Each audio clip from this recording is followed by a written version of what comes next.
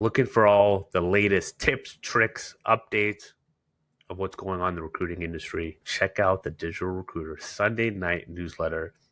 I am not here to blow up your inbox. I don't have enough time to create an email every single day. I once a week send you impactful, a big thing that I've learned this week or realized from working with hundreds of recruiters, owning an agency myself. I'm in the trenches every day like you are, and I'm sharing everything that I'm seeing every Sunday, from content, from automation, from how to get better clients, how to find candidates quicker, how to grow your team, how to hire people, everything in between. The link is in the comments.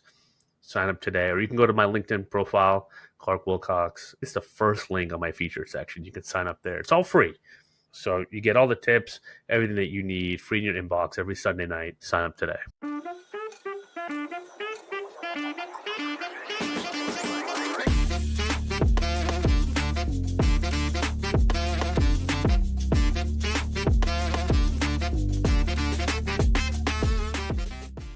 All right. Well, today I have a very special guest, Joe Seabock. He is a digital recruiter alumni, and he's been awesome to work with and get to know personally. But he's got a way cooler story than just being that. He was a former professional poker player, had a million followers on Twitter back in like 2009. It was really part of that poker surge in the 2000s, where it was extremely popular. It was everywhere. He's got some really cool insights. And now he's just following the digital recruiter approach on LinkedIn and having success that way. So poker player turned recruiter. I'm so excited to have this conversation with him. Guys, we're going to learn a lot today, have some really cool insights into the content branding marketing world. So Joe, appreciate you being here, man.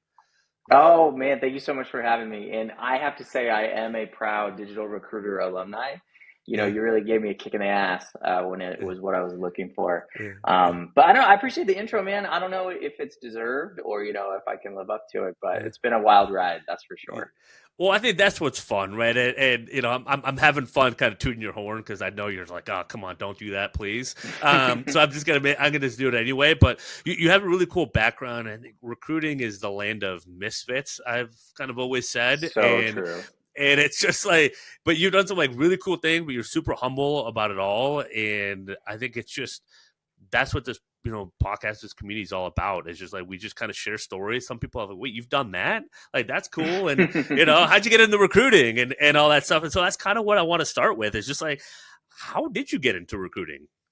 Oh man. Well, effectively, basically what happened was I was in the poker world for a Yeah. good 10 years, right? Super exciting, super fun. If we want to talk about that a little bit more later, we definitely can. But effectively, what happened was a lot of online poker sites got pushed out of the United States in like Yeah. 2011. And so I kind of didn't know what I wanted to do. I knew I didn't want to just grind poker games for the rest of my life. I was super lucky. I had a chance to do a lot of media, TV, radio, and that was really the juice that I really enjoyed. That's what I really liked about the game. So I knew I kind of didn't want to just grind poker games. So I took a beyond circuitous path, and I actually moved out of Los Angeles up to Sonoma wine country here in the Bay Area, and just knew I wanted to get out of the game. Didn't have any clue what I wanted to do, but I had a buddy up there that I ended up making wine with for like a year. It was Super fun. awesome, Yeah, that incredible. It was sounds like awesome. the best life reset ever. It was Yeah. absolutely amazing. I lived in a log cabin with my dog. It was like straight like Jack Well, it's like Kerouac a style. movie. Yeah, I was just say, It yeah. was awesome. Yeah, Yeah. it was so cool. It was incredible. But I did that for a certain amount of time.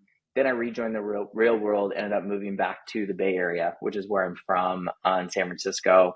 Did some marketing, did some operations, ran a couple teams, and I was like, dude, I don't want to do this anymore, man. It's just the grind. I didn't want to stare at spreadsheets all day. So I just said, I really want to work with people. I feel like that's what I was made to do. I always had a calling there. And I was incredibly lucky. I had one of my best friends actually was one of the head recruiters at one of the biggest agencies in San Francisco. So she caught me in the interview. I got my foot in the door and always enjoyed it. I love the competitive nature kind of the agency world. It really spoke to Yeah. those poker juices. And the rest was kind of history. There's, many steps post that got me to my own firms, which is what I do now. But that was kind of the entryway into it Yeah. initially. Well, I love always starting with that just because everyone is kind of like falling into it. No one sets out on the recruiting Right. path. And I think it sets a Totally. good tone for when we do talk about the poker and kind of where you're at now. It's, I think it just goes to show like we're all kind of united in that front in a sense in The recruiting. misfits. Yeah, Yeah, totally, it's just kind totally. of the misfit. Like we felt it was like the people like, how do you do that? Wait, you can get paid to do that? Like, oh, that's kind of cool, Right. and all that. And I think you've just done a really good job of just building the connection, right? Taking your talent, and people always ask me, especially recently, about it. How do I pick my niche or my vertical? And Mhm. it's such an overused term, and I've been working hard to get away from it. It's like you have to look at what are your competitive advantages, what are your strategic advantages, and I think that's what I think the theme of this, if you're listening to this, I want you to pay attention to over like throughout our conversation. What me and Joe Mhm. talk about is like, I think you've done a really good job of leveraging your strategic advantages in a very humble way of just like, but this is like, and people know you for a certain thing. And that's what kind of opens some doors because you bring that value, you bring advantage, but like, that's a starting place, right? If you're Right. listening to this and you're kind of like, Totally. where do I start? What do I do? Like, really reflect on your strategic advantages, like what those are, Right. and those can Lean open a into lot of yourself. doors. Yeah, Yeah, lean into yourself. That exactly. is the biggest piece, man. And Yeah, I feel like life and society trains us to not do this, right? It agreed. trains us to overthink. It trains us to doubt. It trains us to, you know, poorly talk to ourselves and tell us that we're not good enough. But ask yourself, I mean, what do you love? What are you good at? What Yeah. does your background cater to, right? And it's amazing because when you do find whether it's your niche or your role or whatever the thing is that you should be doing, it becomes so much more fun, you Way more know? fun and lucrative, Yes, typically, event in due time, totally. right? I'm like But it's famous for like, these. Yeah, yeah, I was just gonna quickly say these posts that I go, always do on LinkedIn where I'm like, recruiting does not have to suck. It's yeah. it's like it doesn't have to suck. It's has such a bad rap across the board. Like recruiters are always complaining, hiring managers are always bitching, but like it actually can be pretty fun when you're leaning into something that you enjoy and you Uh, care about. I completely agree, and I think that it's resonating with your audience because they're like, wait, it's not fun. It can be fun. Wait, tell me how it can be fun. That's the Totally. simple thought process, right? If you're thinking, how do I get a great client? Well, tell them that this can be fun and enjoyable.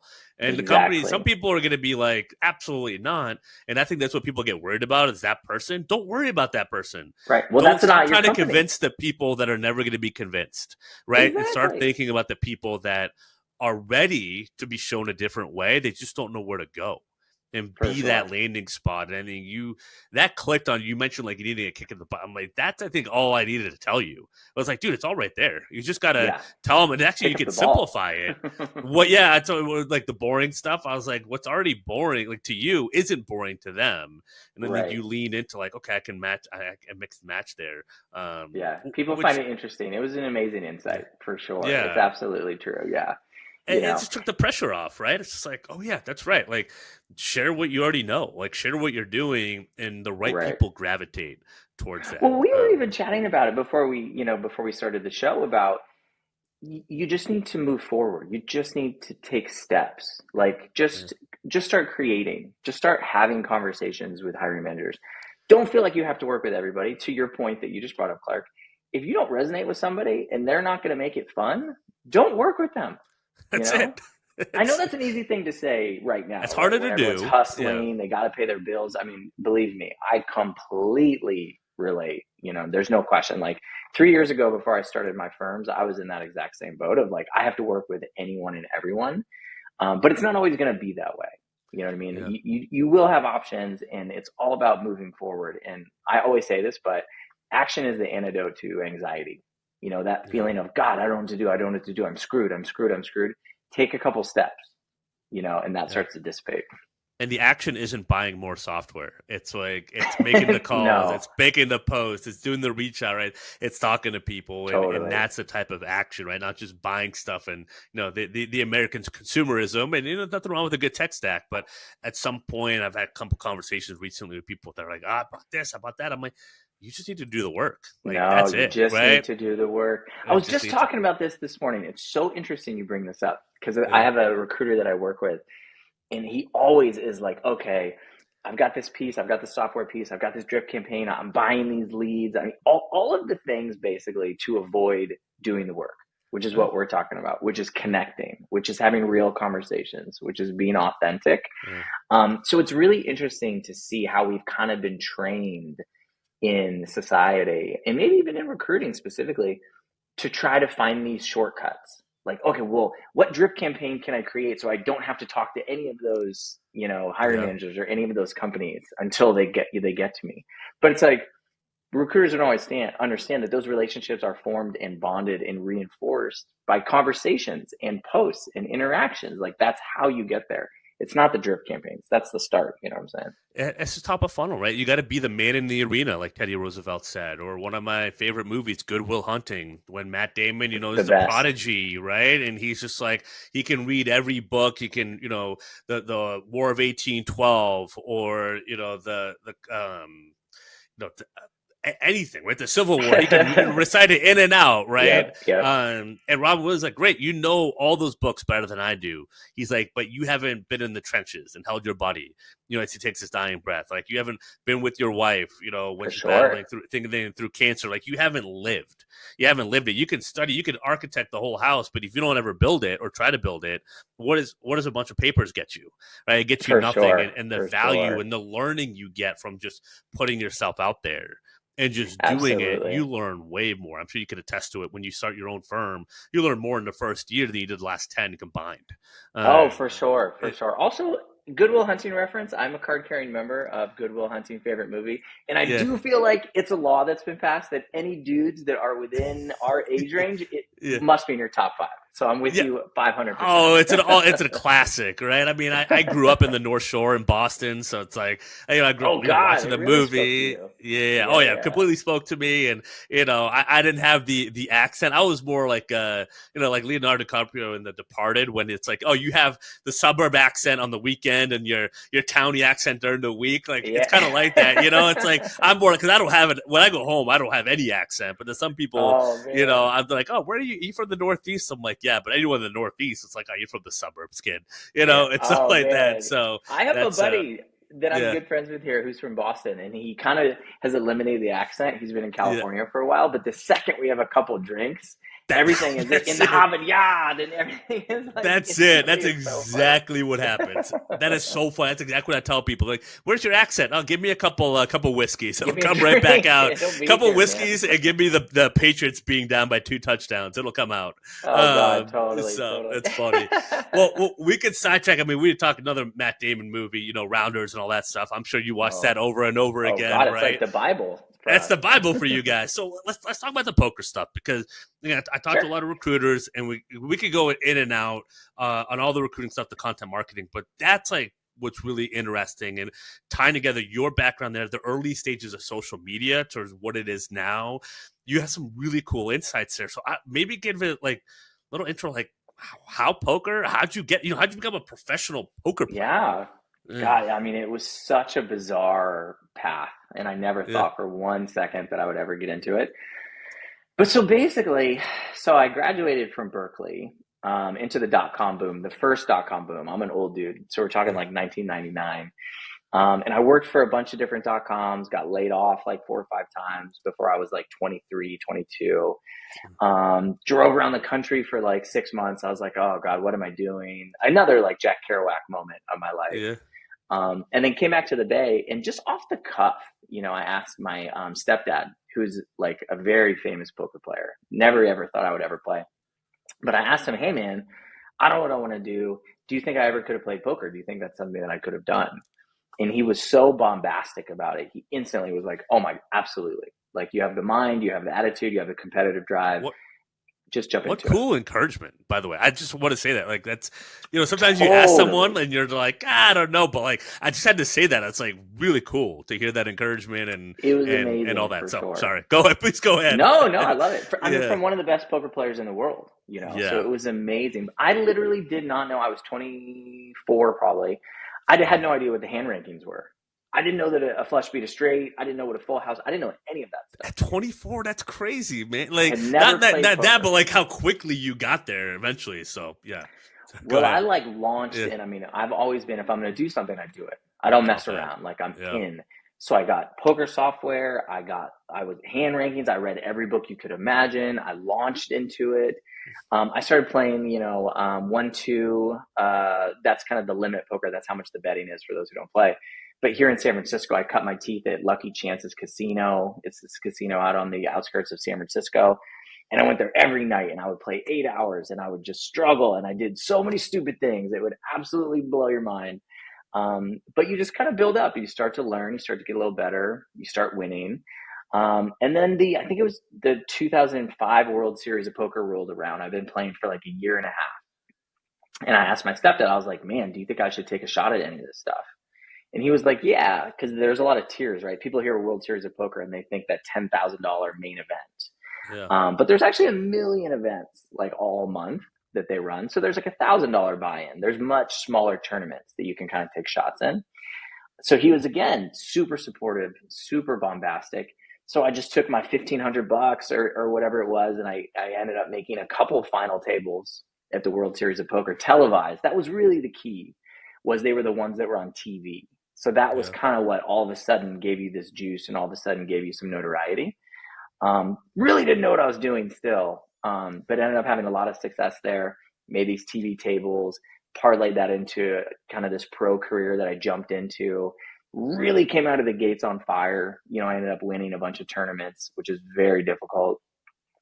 And then things kind of shifted. So, I knew that I didn't want to just grind poker for the rest of my life. It's super fun to play, but just like in the movie, we were just chatting about Rounders. I mean, there's dudes who literally do nothing but play poker 12 hours a day their entire life. You know what I mean?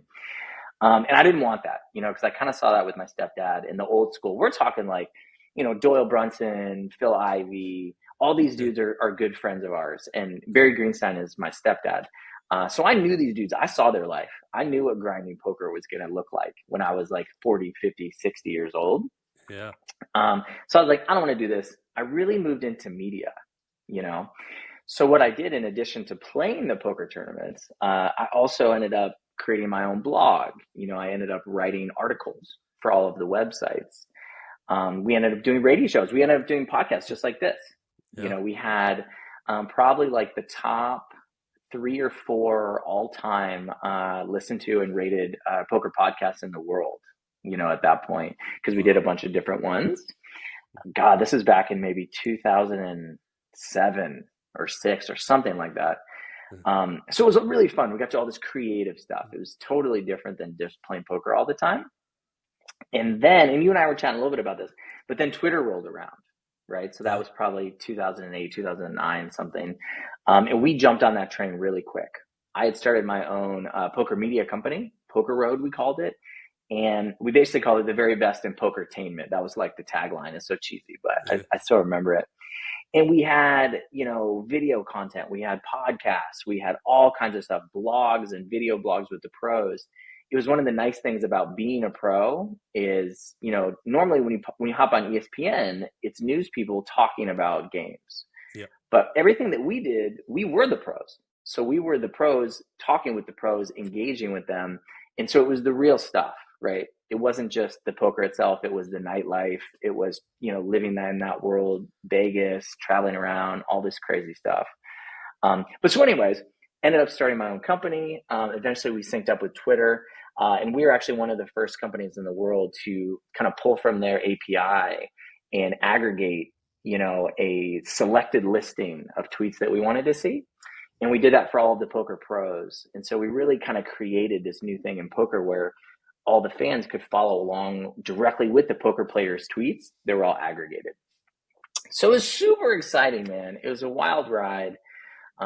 Just a ton of fun stuff, whether it was playing or whether it was on the media side as well.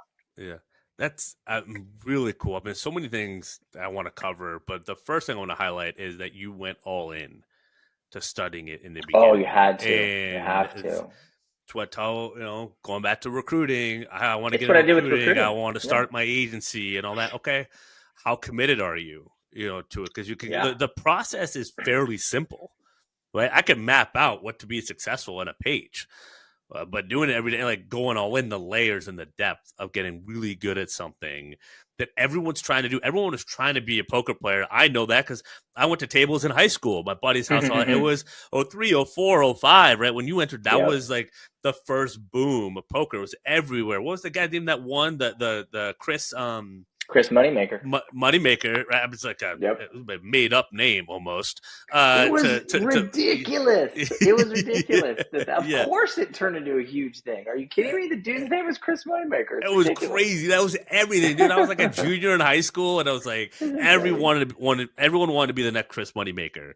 And so in school, and like I played, and I was all right, but I didn't go all in. I was like, people were already way better. I was like, man, these guys are good. Like I had a couple friends go pro, not to your level, but like it was crazy how much they had to play. But it was just the lesson of going all in.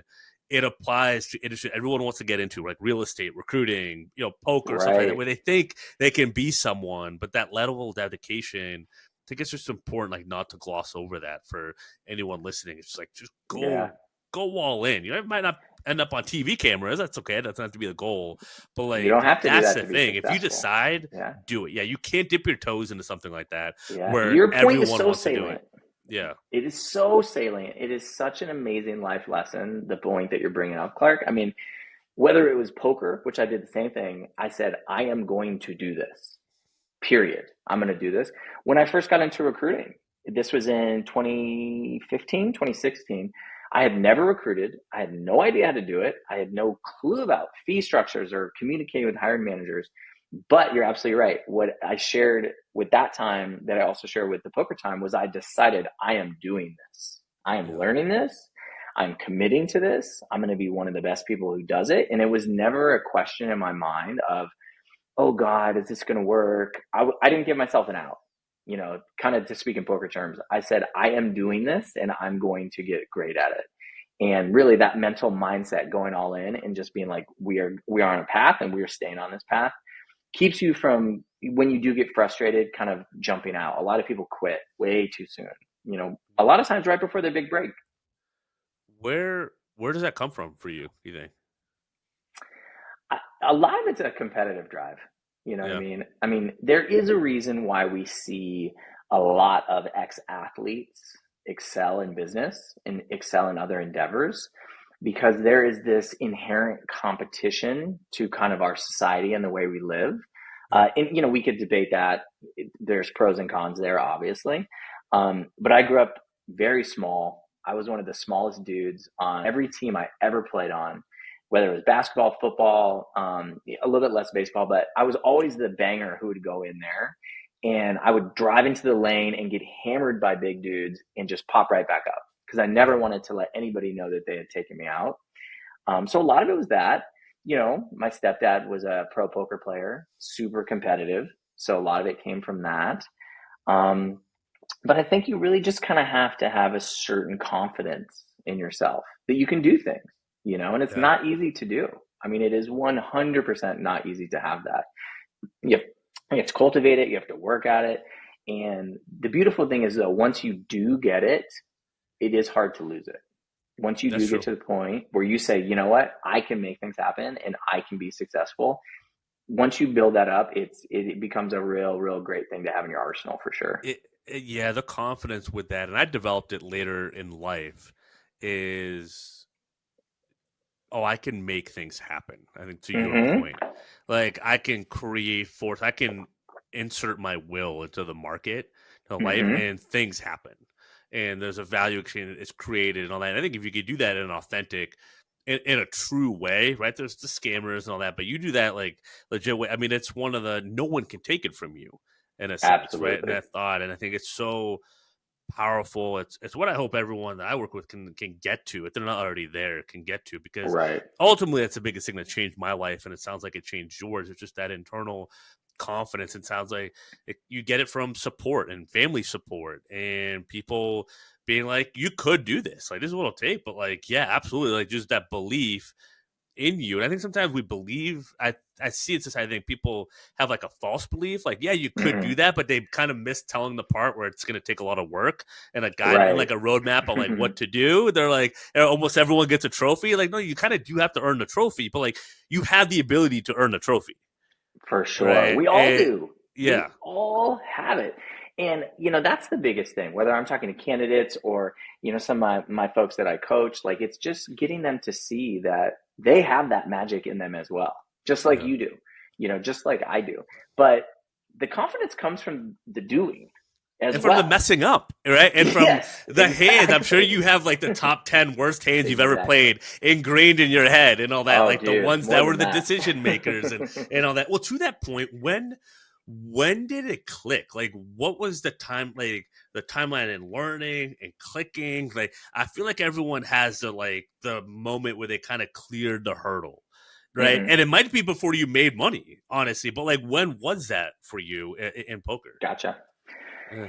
In poker, it was really, I mean, I got lucky. Like there's no question. But when I entered those smaller events at the World Series of Poker, I mean, this would give anyone a confidence. Right. I got lucky to make 2 final tables your first year out of the gate, having just learned the game. A lot of things fell my way, Yeah. that were great.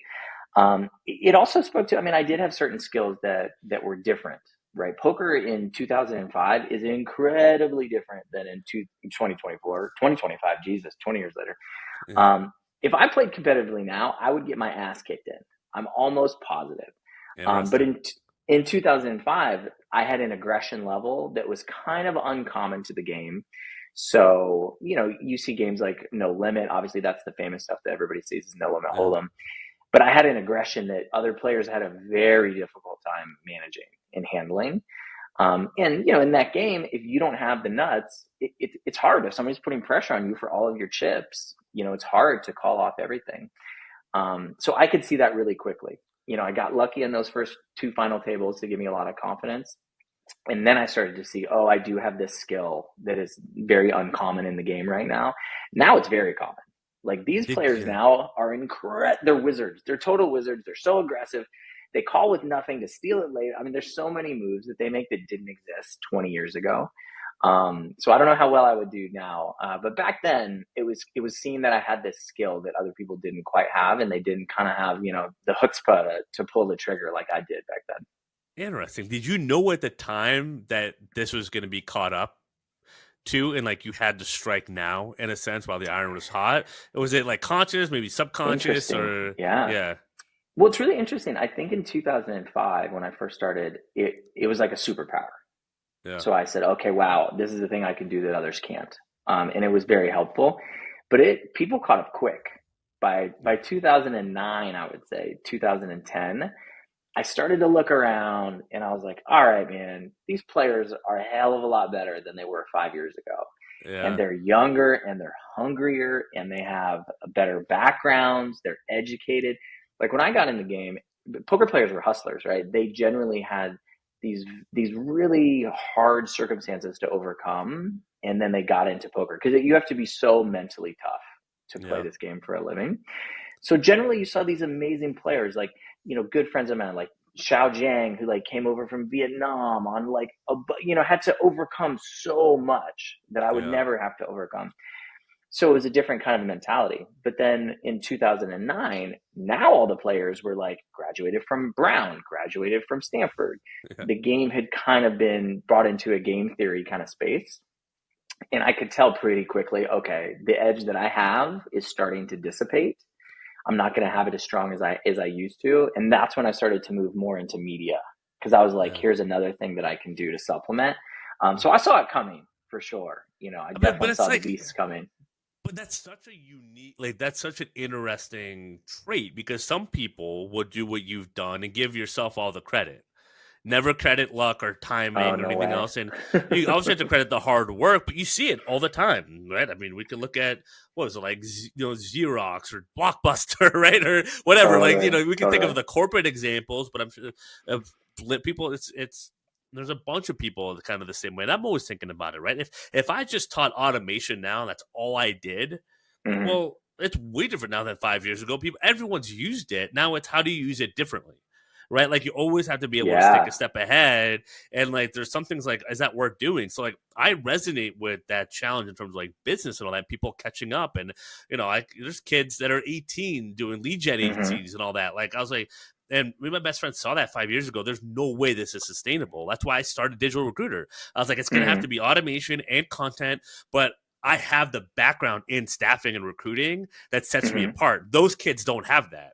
People coming in don't have that. That's my unique angle. So like I resonate with what you went through completely because I've experienced that myself of like Yeah, it's totally, pivoting to totally. like again what the unique advantage is, and that's why people work with me. I just this morning I got off a client call with someone who was about to use another it was something that he didn't even know I could do. And he's right because I'm rolling it out. And I was like, well, this was my idea. I was going to do this, but have the recruiting training piece of it, and hiring in terms of like global talent or whatever. And like, but we monitor and we train them through digital recruiter. He's like, that's amazing because you have all the trainings built. And I don't have any of that because I was going to hire someone, but have to train them. But Exactly. you can hire them for me and train them. And it's like, Yep. I'm going to not work with them. Let's figure this out. And I was just like, yeah, because like he immediately knows with the credibility and everything that we have, like it works. And it was so valiant because I was like wondering for a week or two, like, should I do this? Is it worth it? And all that. And he's like, I want to talk about this on our call. I'm like, oh, that's interesting. And it opened up a whole new thing, right? So I think even I don't know if you've seen this. I might be sidetracking my own interview here with you, but like sometimes the best offers come from just talking to people around you. I don't know if is that how you got into the media versus something else in terms of legendary poker, or like what gravitated you towards the media piece? Yeah. Well, 100%. And I also just wanted to point out about your situation that you just mentioned. You leaned into yourself again, Yes. right? Yeah. You saw the piece that was being created. You saw how you had something specifically unique to it, and you leaned into yourself. So you did exactly what we were saying before, which is incredible. And I just asked him, like, I was like, this is what I'm thinking. This is what I'm hearing from you. Like, what do you think? He like jumped. He's like, yes, that's what I wanted. He's like, that was my biggest reservation was signing up with them. It's like, how much more work is it going to add to my plate that he's going to be paying a few grand a month for? Versus like, you might pay a little bit more, but I'm actually going to give you way more of your time back than you originally thought. Totally. Right. Totally. And so it's then you figure out the rest, but it was just, it's interesting, right? It applies so many things. In recruiting, you could productize some of your recruiting services. If you're listening to this, could you charge for just sourcing or just screening and consulting? That's a whole other thing. But let's get back to kind of the media piece. Yeah. I was going to say, yeah. Yeah. You recognize that, but I'll let you take it from here. Yeah. Just to answer your question, I mean, it was kind of the same thing. I leaned into myself. I knew I loved playing poker. I have always been a class clown, always have wanted to perform, always have been wanting to do, I've a little bit of a drama background. So I knew that was a strength of mine, and I did start to kind of get to explore it and cultivate it in being interviewed, right? Because I'd have the media interview me. I wasn't in it yet. But I had such rapport, with those guys, and they became some of my best friends in poker. We're players, but also we're on the media side. And I just could see, okay, there's rapport here. Like there's something that's being built. And then, one of my best friends ran podcasts in poker. So as a natural, he reached out to me. We reached out to another friend and just built it from there. But same thing, just leaning into something that I knew that I loved, that I knew that I enjoyed. And naturally, I was just good at it because I loved it. I cared about it. I loved entertaining. I loved having fun. I'm not going to say I'm not the life of the party from time to time. Yeah. So it was just such a natural progression. And again, I hate to sound like a broken record, but I think this is true for all of us. I think when you find the things that you really enjoy, it just flows. It just happens. And the success kind of comes naturally. So that's what happened to me, just had such a great time doing it and then said, well, hell, why don't we do this ourselves? And started to build from there. Dude, that's super cool. And yeah, I mean, this lesson we've talked about, it applies everywhere, just leaning in, all that. And look, easier said than done. And I don't think that clicked for me until I was 35, 36. So if you're listening in 20, like I consider myself for sure a late bloomer. But it was all those struggles that I went through not knowing. My dad was always like, take any job, do whatever, do everything so you know what you don't want to do. And I was like, it was great advice because I didn't really know for a long time. I just tried things. That's how I found Aerotech and it worked for me and all that. And it's just like, and then you get more comfortable the more you just like build up your own resume and not like an AI, hey, come up with a profile of someone that would be nice to be, but like just doing it. Now that things that I never thought were a big deal are like really cool to certain people. Yeah. Like, and none of this is easy. Yeah. No one is saying it's easy. No. I feel like so often you whether it's inspirational messages or you have a coach or you listen to somebody and all of the things that are being said, right? They're kind of sometimes said in this off the cuff way. And I feel like people interpret it like, oh, of course, like, oh, of course I would like to do that. And it's like, dude, it's hard for all of us, man. We sit Oh, here and we preach all this stuff and, oh, you got to do this, you got to do this. But we are not saying that it's easy or we don't struggle or we don't doubt ourselves.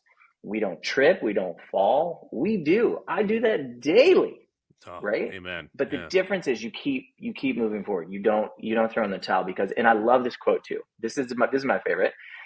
Like, giving up is easy and fighting for what you, or excuse me, giving up is hard and fighting for what you want is hard. So you just have to choose which hard you want. Like, do Yeah. you want the hard that is going to lead you to happiness and success? It is going to be hard. There's no question. Or do you want the hard where you don't have to do a lot of things and then you go down the self-doubt path? They're both hard. You know what I'm saying? 100% they're both hard. Yeah, absolutely. It's well said, and might not be easy, but it can be really worth it.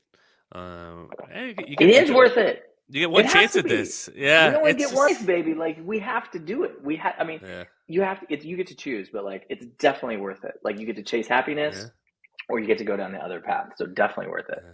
The one of the fruits of making that choice that I've noticed is people absolutely resonate and vibe with it and want to work with you because you've made For that choice. sure. 100%. 100%. Because you're making them feel a certain way, right? Yeah, How often have you got on a call? Dude, I did it with you.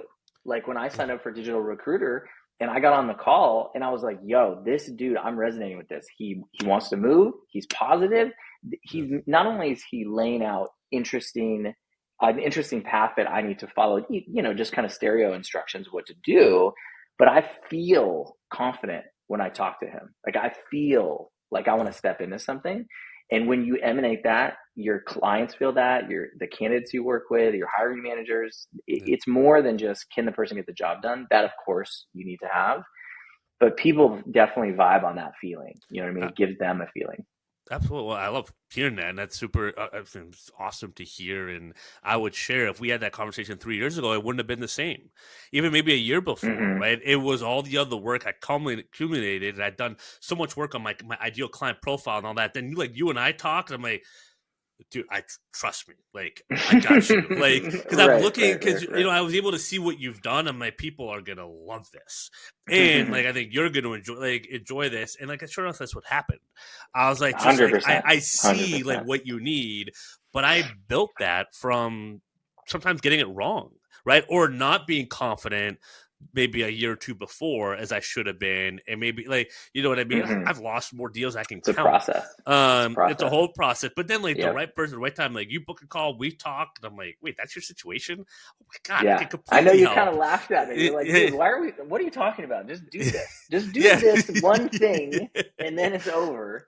And it was yeah, totally true. I yeah, felt like you breathed, this air of yeah, confidence back into me. It's like I yeah. forgot for a second. I was like, oh Yeah. yeah, I can do this. What am I doing? Let's go. Yeah, You know? but you can't I can't diminish that value or that price point in that. Like that's worth. Mm-hmm. Yes, it's worth money, but it's worth way more than that as well. And Way I'm sure more. you've seen that Way too. If more. like and I have to remind myself not to get caught up in that because I'm so like I gotta make sure everyone gets monetary ROI from this. Like that's Mm-hmm. in my mind. I'm like That's so the business driven. mind. Yeah. That's the business mind. But then I look at the masterminds I invested in. I don't track any ROI from that. Yeah. I just know I don't care what I paid. I made way more in this than I went, or I didn't, but I learned why. Like I actually got ROI on not wasting my time on doing Mm-hmm. something. And for me, it's like a cold email. I realized like I had a cold email thing. It was like kind of coaching me on doing it. I'm like, I have no desire to run my own email, like cold email ever. If I ever do Yeah. this again, I'm paying for it. That was worth the Totally. money I invested because I Yeah. stopped messing around. You know what I mean? Like, so I'm not mad at that vendor at all. But I invested. I'm like, oh, that was a good lesson. This requires way more of Mm-hmm. my respect and my time than I was giving it before. And so there's Mm-hmm. different ways I've learned. I don't know how you feel about that. That like I've gotten the ROI or I think of ROI in terms of programs and all that. I think I'm Right, so for sure. yeah, I'm not, of course, ROI is needed. Like, of course, yeah. all the formulas. I have never been one of those guys. I've You always just been, invest. Yeah, you just love invest yourself. and you do what feels good and you give it your heart and you give it your all. And some of this is naive, no question, but I always am like, everything's going to work out in the end. You and So me both, man. could I be a better business person? 100%. I promise you that I could. Yeah. But to me, I don't know, it would take away a little bit of the magic and a little bit of the joy of just being out there and giving, and just really, giving yourself to something, putting all of your energy to it and just saying it's going to work out in the end. I mean, you still, of course, you have to pay attention to certain things, whether it's a program or a piece of software, a cost, am I getting, the proper ROI back? But I could be better at it. So Well, maybe yeah, you're but I think inspiring me to once pay you attention. have enough, right? You go with the gut. You're like, yeah, this is making sense, and I'm Yeah. glad it seemed like able to validate a lot of that. And I knew it because I knew your situation. I'm like, oh, I knew you were going to learn something, and then you had the choice whether to implement it or not, right? But you Right. were going to Totally. see a different You way still or have to see do the what you work. needed. You Yeah, always have and to you do the did, work. dude. You were Yeah. posting all the time. I'm like, well, you were posting more than I was. I'm like, oh man, all right, Right. and to keep, Well, I here's what I remember. see. Yeah, Yeah, I remember because I had done so much so publicly back in poker. What happened to me is I really got out of poker because it really collapsed and I had made a mental decision. I remember telling you this too. I had made a mental decision. Okay, I don't want to be on Twitter. I don't want to be on social media.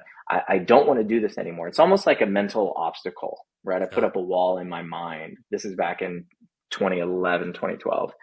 And so now when I was coming back around to having started my own firms and I'd had them running for a couple of years, 2, 3 years.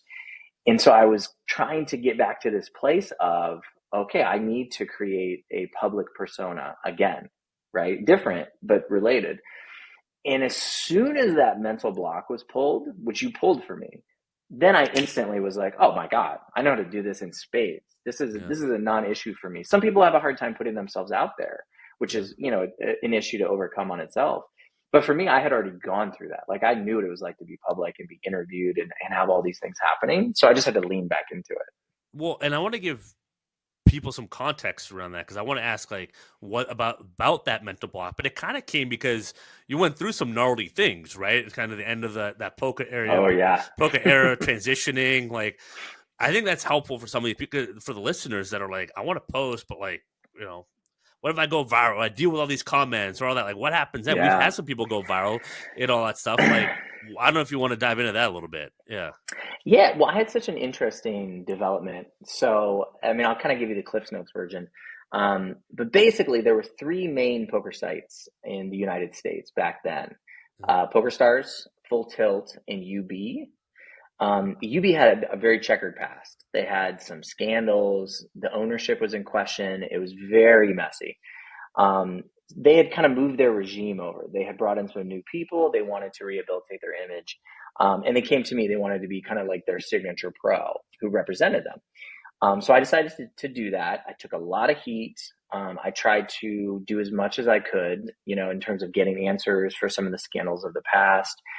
So there's a lot of conjecture in poker. Like some people were really happy with what I did. Some people thought I was kind of a villain. They said, "Oh man, he hasn't done enough. He hasn't dug enough."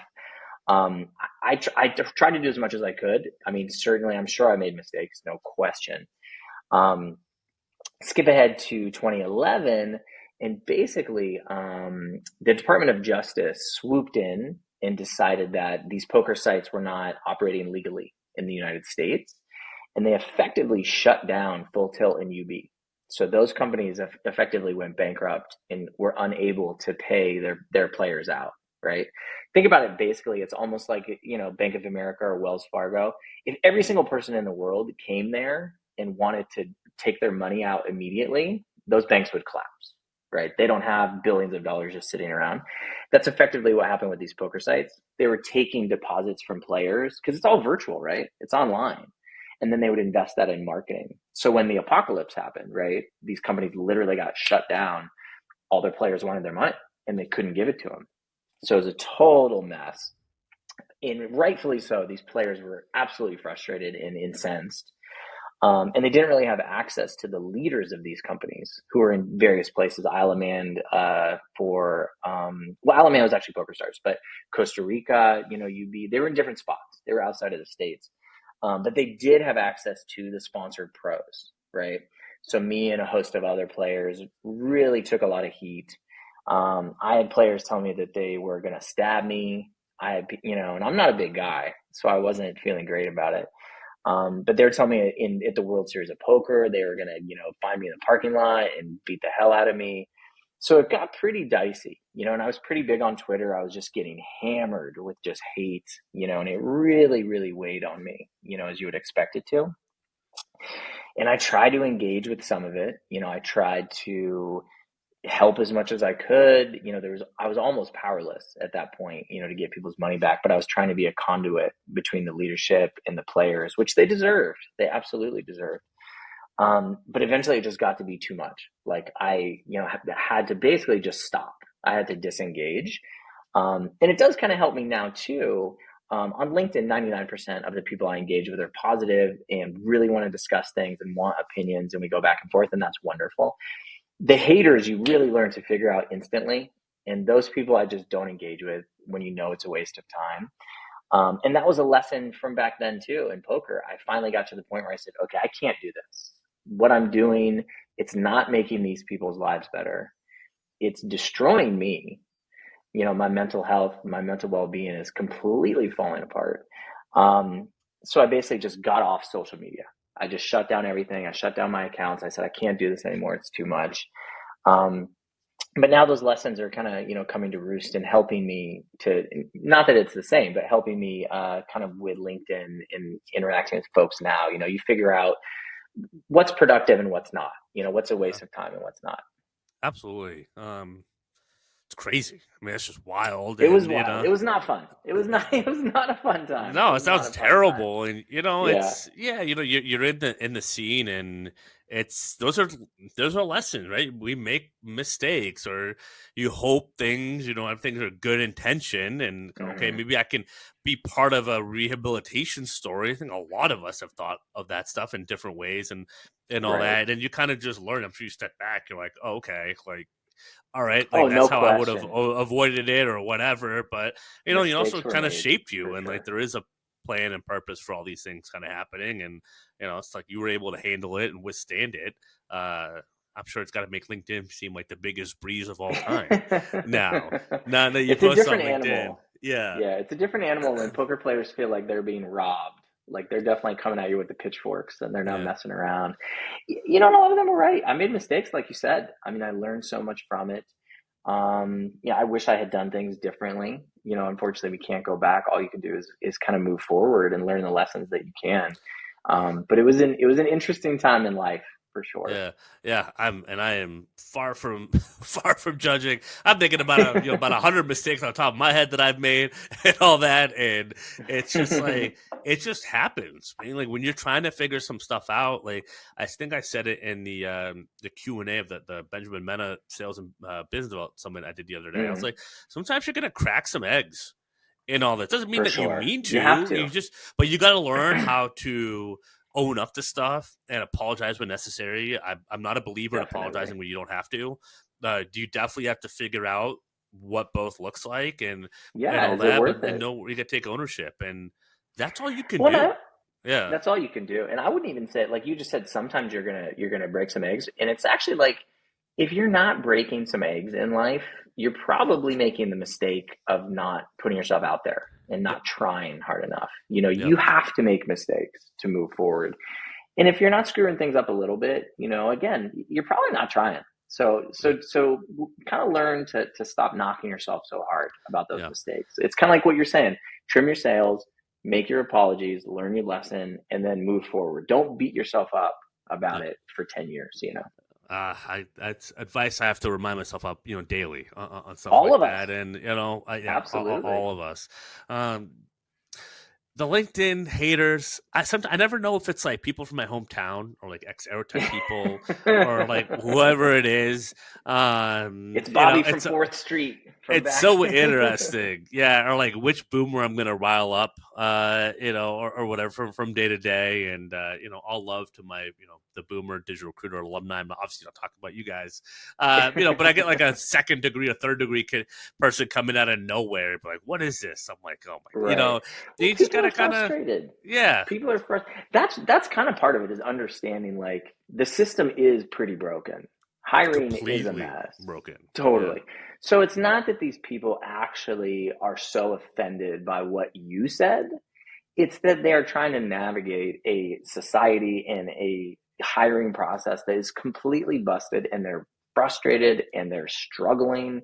And it's really something that it's a much more global thing, right? So that Oh, it makes it a little completely. easier to navigate, I feel like. And I think I'm glad you said that because I didn't want like it's just that people are in pain, and there's been a lot Totally. more activity on X and some on LinkedIn, and we don't have to necessarily get into this whole discussion yet because we didn't really talk about it before, but there's a lot of people in this country, Americans, right, born here, grew up here, their families here, in a long tradition of being here. There's a lot of that segment that feels disengaged or disenchanted or left out, or that For they're sure. they're not given any opportunities. And I think I see it in terms of a lot of young men, and I look at young men. Like, how are they supposed to provide and build? Everything's skyrocketed the last 5 years, and It's they're like, what scary. do you? I came out in the recession 2009 in the job market. I take that 10 out of 10 times and coming out right now, Yeah, it's in a rough. sense, It's because very, very how are rough. you supposed to pay your bills and grocery store and all that? So like, I get the pain. That's why I know you do a great job. I try to do a job like giving actionable solutions. Here's how to navigate the market. Here's some opportunities to Sure. think of. How to position yourself, right? Like how to stand out, be different. Here's what you can do to do different. Because I feel Right.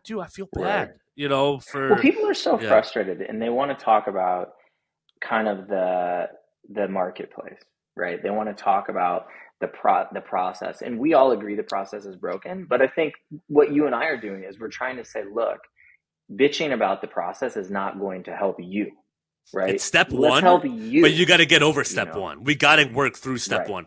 Bitch, you have to have the Right. outlet, but then we have to get to a place of solution at some point. What's the next step? Yeah. One Yeah. of my biggest posts that I ever made was about how, and we've all seen a variation of this post a million times, about how as a recruiter, I take, about 10 seconds when I look at a resume to decide, okay, is this something worth moving forward? Right. We're all kind of in that same boat. And people came at me, man, with hellfire and brimstone and screaming at me. And really, what the post was, it said, this is how long I take. Now, here's what you can do to tighten it up to make sure that the pieces that we are looking at are front and center.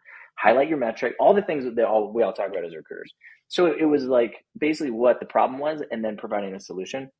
But people were absolutely incensed. And they said that I was just a terrible person for only taking that much time, and I was trying to explain to them it's not a function of us being terrible people. It's a function of this is the process. We have to move quickly. And if your resume is not clear, we're not going to be able to help you. So let's tighten it up and make it more clear. Uh, But some folks just wanted to be furious about the 10-second number, and yeah. they really just wanted to be so pissed off about it. So, The- you try to help where you can. This is not associated to Joe. And someone, please, you can clip this if you want. This is me saying it. The word bias in recruiting in terms of looking at resumes or sourcing is insane to me because you're hiring, you're going through hundreds of things. And if like, you don't like, it's not bias off the person. It's literally looking at your experience. You have to understand that It's this just the matches role. quickly. It's just the And it's role. exactly, and a resume is something anyone can control. And Yeah. that's the thing. And that's why, to me, that's why you completely bias in terms of things you can't control, the whole different thing. Whole different Right. thing, right? That's a different conversation. But every person has control of their LinkedIn and their resume. Right now, Yeah. if you don't know how to do those things or whatever, that's a whole different thing. It's also never been easier to figure out how to do that nowadays. Right. And there's And a we ton can of help you. information. That's what Right. we're trying to do. We're trying to help Exactly. Right. people And you're to trying to give the to advice, tone trying that to up. help. Right. Yeah. But there's a lot of like the victim, all the blame. It's like, well, it's also never been easier to solve certain problems. Right Yeah. now, things are expensive for sure, but we also have a ton of information and dissecting it. But like, you have the ability. I mean, AI and all that stuff is great for some Right. certain things. I will say this Yeah. though. I mean, and it does speak to like the marketplace and how competitive it is, right? Because I have folks that I work with, of course, who have the Google and the Meta and everything on their resume, right? All the things that people want to see from time to time. And then sometimes I'll work with e-com companies, right? And they have their top 10 e-com companies that they want to see. And I do have a number of folks that I work with, and even good friends of mine, who are struggling. because they haven't worked at these big top companies, right? And the clients often that we talk to, I mean, one of the biggest questions I ask every client that I ever work with is, give me 5 to 10 of the top companies that you want to see in this background for this role, right? And a lot of times, if folks don't have that, it's so competitive and it's so difficult to get noticed. So we feel your frustration. Like, we get it. You know, we're going to try to give you the tools to make it easier to highlight the things and the strengths that you do have. But we have empathy. You know what I mean? And I don't want to speak for you, Clark, but I'm sure that it's true. We care and we feel your pain, and we would love to help more than we can. It's very, very tough out there. Well, and I mean, for recruiters listening, if you're not a recruiter, like, your job and my job in those situations, it's okay, these are the 5-10 companies. Why those companies?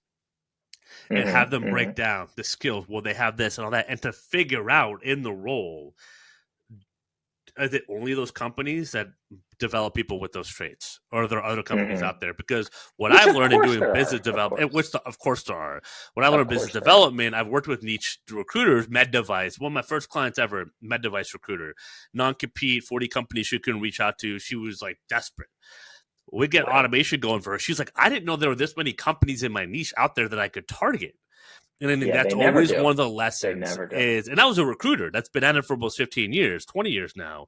So it's the same thing with companies. So if you're a recruiter listening to this, when you're doing the intake, ask about the companies, but keep following up, keep digging, because you're going to tell them, hey, I know there are other places we could find it beyond just these 10 companies. And let the hiring manager know that. Like, I get these 5-10 companies, but I'm going to look at the traits and find all these people that you don't even know exist or companies exist, because you're in it, and find them and set that expectation. And that's how you can open up the candidate pool within a search. And as one of the most critical things in sales and business development I found in recruiting is, how can I consult them to open up the candidate pool that no one else has done or thought of, right? Because then it makes your life easier, and they think they're getting more value because you're showing them like this secret pathway that no one else knows about, right? And so you gave it the example, and that's It speaks to the partnership, having that client recruiter partnership where you really can explain things and you're listened to. We've all had those clients who are not having it. They're like, we will only hire somebody from Google and Meta, period, end discussion. And then if we want to work with those clients, it does put us in a little bit in that box, because we know, okay, well, if I work with it, it's a choice, right? And I've said no, and I've said yes. It just depends on the situations and the roles and all of these things. But sometimes we are at the mercy of those clients. If they really want a certain thing, you know, it is part of our responsibility to give them that thing that they want.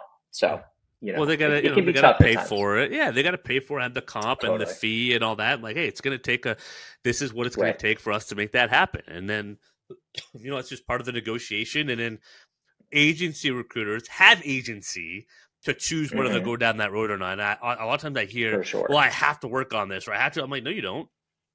Yeah. You don't. I mean, but with the caveat in the beginning, we also get it. We get it. It's very stressful when you're desperately trying to pay your bills. But hopefully soon you get to the point where you don't have to. Well, but if you're contingent, but that's the thing. It's important, and I always challenge it, because I do hear it a lot. I feel like you have to make it. Yes, you do. But you have to know if this is ever going to close or not, if this is doable, and you have to understand the opportunity cost. Because if you're contingent, you have a signed piece of paper and technically your roles to work on, but there's no guarantee of getting paid. Absolutely. Right? So that's a great point. I would argue you'd be better off working at Chipotle for 3 months than certain recs, and actually knowing that you can make money. It's just you got to discover and qualify like crazy hard. That is a great point. Totally great point. I've seen people on roles for 18 months, 6 months. Exactly. Before they were clients with me, I would never allow that, right? But it's like, what do we do? Like, the math isn't mathing at a certain point. Yeah, and get to a certain point. You get to a certain point where you're like, okay, this is BS. Like, we're not hiring anyone. You're not going to hire anyone. This isn't happening. What am I doing?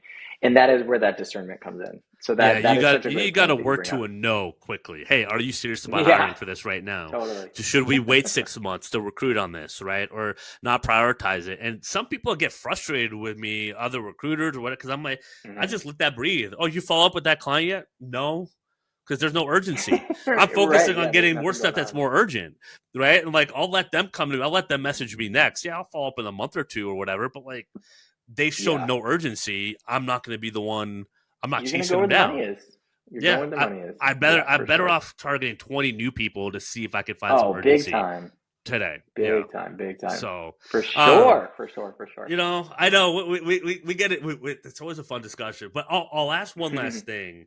What Okay. was the mental? What was the mental block? Like, what did it take to like remove that mental block? You get all this thing on social media, the stuff with Mm-hmm. Twitter, all that stuff happens. A few years later, you build the confidence in recruiting. You post. Like, what made you say like, okay, now I'm ready to lift this thing? So it's really interesting, and I think that we all have many mental blocks on the path, right? Yeah, Like one thing that I've always been really great at is reinventing myself. You know, I played poker and then I did operations, then I ran market. I mean, nothing that I ever jumped into did I have the background to do, right? And then recruiting was the same way. yeah, And then I made the jump from recruiting into um, starting my own firm. Like I never know what I'm doing ever. So that one slice, that mental block is something that I always know that I can do, right? yeah, But for me, whether it is, getting back out there on the social media like we talked about, which was another mental block. Another mental block was when I first started my recruiting firms, not making money quickly and having a lot of self-doubt and not staying the course, yeah, right? A lot of people tap out like we were talking about before. They're like right before the big break, it's just frustrating. It's not happening quick enough, right? And in our society, it's all very like, well, I want it now. Why is it not happening? Um, so for me, like getting over all these mental blocks is kind of kind of recessing back into myself and just telling myself, hey, it's going to be okay no matter what happens, right?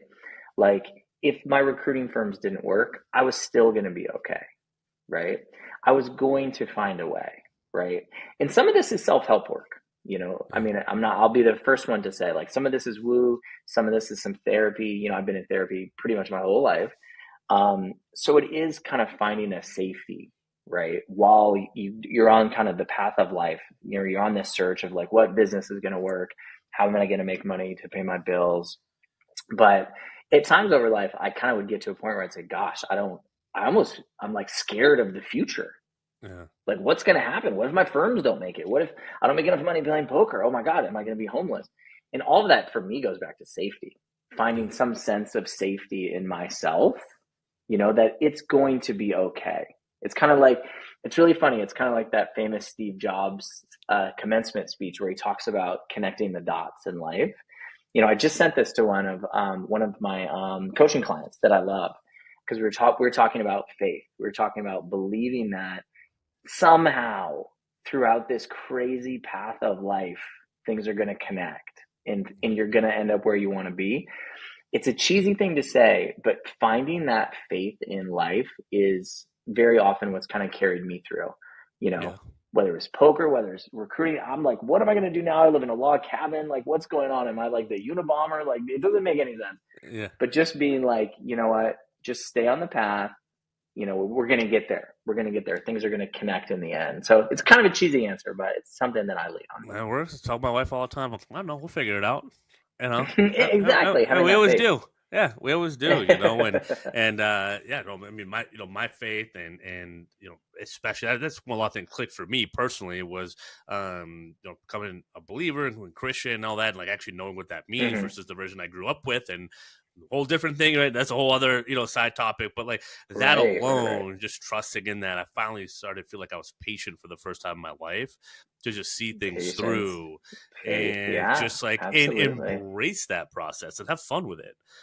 For The sure. whole line of you can overestimate what you can do in a day, underestimate what you can do in a year, and that's why it's like the digital recruiter Yes. challenge and 1,000 new connections and Yes. 100 posts. Like, what could happen to your year if you just that? Absolutely.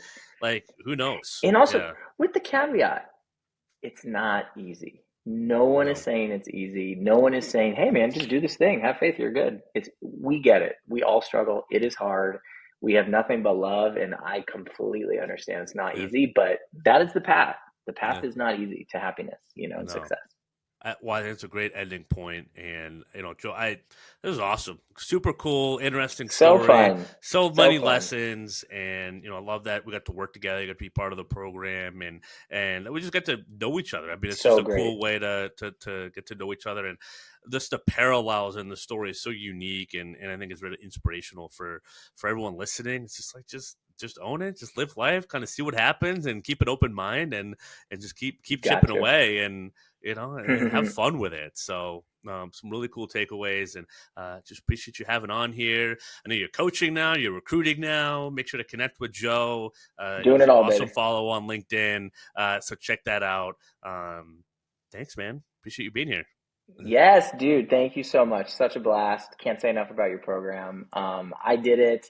It benefited me so much. So anybody who's on the fence, get in there. It'll absolutely change Yeah. things. And have me on anytime, man. This was awesome. Super, super Yeah, fun. it won't be the last time. So, yeah, listen to Joe's wise words, join the program, but shoot me a message. I appreciate you saying that. Definitely. And, well, until next time, happy hunting, y'all. We'll see you.